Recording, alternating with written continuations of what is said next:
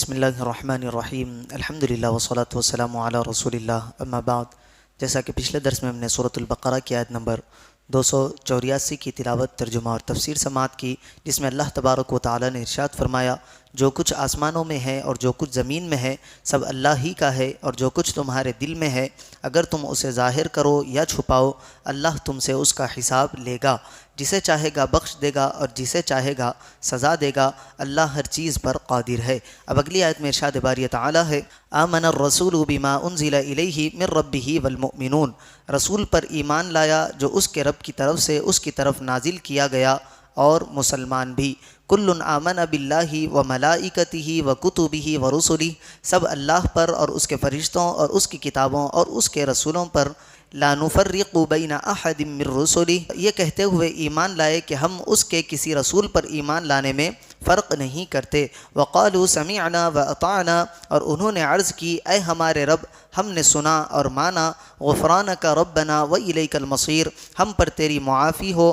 اور تیری ہی طرف پھرنا ہے۔ کل آمنا، سب ایمان لائے۔ اصول و ضروریات ایمان کے 4 مرتبے ہیں۔ پہلا ہے اللہ تعالیٰ کی وحدانیت اور اس کی تمام صفات پر ایمان لانا۔ دوسرا ہے فرشتوں پر ایمان لانا، اور وہ یہ ہے کہ یقین کرے اور مانے کہ وہ موجود ہے، معصوم ہے، پاک ہیں، اللہ تعالیٰ کے اور اس کے رسولوں کے درمیان احکام اور پیغام کے واسطے ہیں۔ تیسری بات اللہ تعالیٰ کی کتابوں پر ایمان لانا، اور یہ عقیدہ رکھنا کہ جو کتابیں اللہ تعالیٰ نے نازل فرمائی اور اپنے رسولوں کے پاس وحی کے ذریعے بھیجیں وہ بے شک و شبہ سب حق اور سچ ہیں اور اللہ تعالیٰ کی طرف سے ہیں، اور قرآن کریم تغییر، تبدیل اور تحریف سے محفوظ ہے اور محکم اور متشابہ پر مشتمل ہے۔ چوتھی بات رسولوں پر ایمان لانا، اور یہ عقیدہ رکھنا کہ وہ اللہ تعالیٰ کے رسول ہیں جنہیں اس نے اپنے بندوں کی طرف بھیجا۔ تمام رسول اور نبی اللہ تعالیٰ کی وحی کے امین ہے، گناہوں سے پاک ہے اور معصوم ہے، ساری مخلوق سے افضل ہے، ان میں بعض حضرات بعض سے افضل ہے،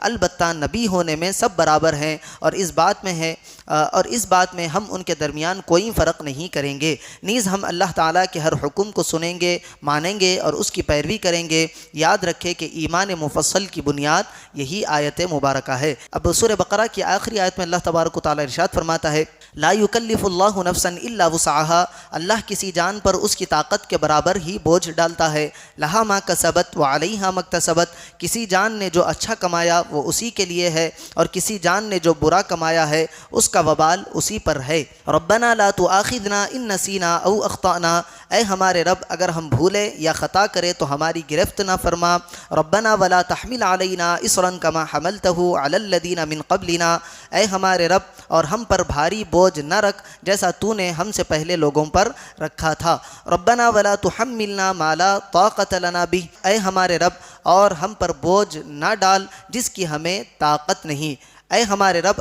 اور ہم پر وہ بوجھ نہ ڈال جس کی ہمیں طاقت نہیں۔ واعف عنا، اور ہمیں معاف فرما دے، واغفر لنا، اور ہمیں بخش دے، وارحمنا، اور ہم پر مہربانی فرما، انت مولانا، تو ہمارا مالک ہے، فانصرنا علی القوم الکافرین، پس کافر قوم کے مقابلے میں ہماری مدد فرما۔ لا یکلف اللہ نفسا الا وسعها، اللہ کسی جان پر اس کی طاقت کے برابر ہی بوجھ ڈالتا ہے، اللہ تعالیٰ کسی پر طاقت سے زیادہ بوجھ نہیں ڈالتا، لہذا غریب پر زکوٰۃ نہیں، نادار پر حج نہیں، بیمار پر نماز میں قیام فرض نہیں، معذور پر جہاد نہیں، الغرض اسی طرح کے بہت سے احکام معلوم کیے جا سکتے ہیں۔ لہا ما کسبت، کسی جان نے جو نیک عمل کمایا وہ اسی کے لیے ہے، آدمی کے اچھے عمل کی جزا اور اس کے برے عمل کی سزا اسی کو ملے گی۔ یہ آیت مبارکہ آخرت کے ثواب اور عذاب کے بارے میں ہے، لیکن اس کے ساتھ اس طرح کا معاملہ دنیا میں بھی پیش آتا رہتا ہے کہ ہر آدمی اپنی محنت کا پھل پاتا ہے، محنت والے کو اس کی محنت کا صلہ ملتا ہے، جبکہ سست و کاہل اور کام چور کو اس کی سستی کا انجام دیکھنا پڑتا ہے۔ لوگوں سے بھلائی کرنے والا بھلائی پاتا ہے اور ظلم کرنے والا خود بھی زیادتی کا شکار ہو جاتا ہے۔ ربنا لا تؤاخذنا، اے ہمارے رب ہماری گرفت نہ فرما۔ یہاں سے اللہ تعالیٰ نے اپنے مؤمن بندوں کو ایک اہم دعا کی تلقین فرمائی کہ وہ اس طرح کہ اپنے پروردگار سے عرض کرے۔ دعا کا مفہوم ترجمے سے واضح ہے، اس دعا کو زبانی یاد کر لینا چاہیے۔ سورہ بقرہ کی ان آخری 2 آیتوں کی بڑی فضیلت ہے۔ حضرت جبیر رضی اللہ عنہ سے روایت ہے، نبی اکرم صلی اللہ علیہ وسلم نے ارشاد فرمایا، اللہ تعالیٰ نے سورہ بقرہ کو ان 2 آیتوں پر ختم فرمایا ہے جو مجھے اس کے عرش کے خزانے سے عطا ہوئی، لہٰذا انہیں سیکھو اور اپنی عورتوں کو سکھاؤ کہ یہ نماز یعنی نماز میں ان کی قرأت کی جاتی ہے اور قرآن اور دعا ہے۔ کما حملتہ علی الذین من قبلنا، جیسا تو نے ہم سے پہلے لوگوں پر رکھا تھا۔ بنی اسرائیل پر کئی احکام